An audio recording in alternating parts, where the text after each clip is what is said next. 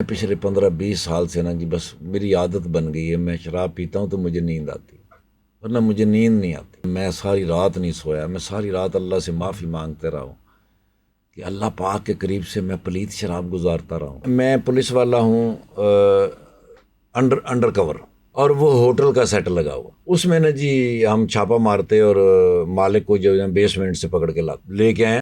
मैंने कहा तेन शर्म नहीं आती, तू शराब पीना है, हुण भी तू शराब पीती, सिर थल्लेगा।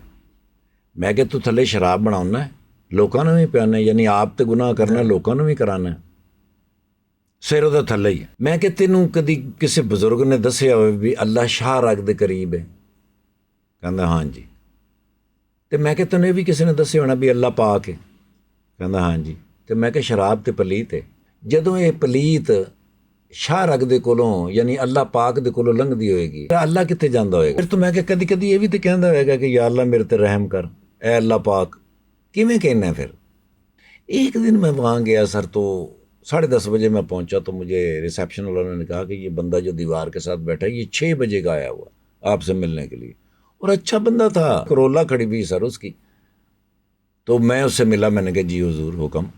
मैंने कहा ठाकुर साहब मैंने माफ़ कर देना, अल्लाह का वास्ता जी मैंने माफ़ कर देना। मैं कहा भाई क्या हो गया?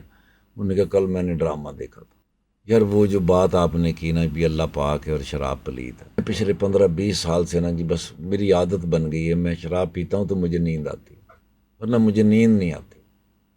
तो वो कल से मैंने आपका जुमला सुना है, मैं सारी रात नहीं सोया, मैं सारी रात अल्लाह से माफ़ी मांगते रहा हूँ कि अल्लाह पाक के करीब से मैं पलीत शराब गुजारता रहा हूँ। मैंने अल्लाह से माफ़ी मांग ली, मेरा दिल करता था आपसे भी एक दफ़ा माफ़ी मांग लूँ, मेरा दिल मुतमईन हो जाए।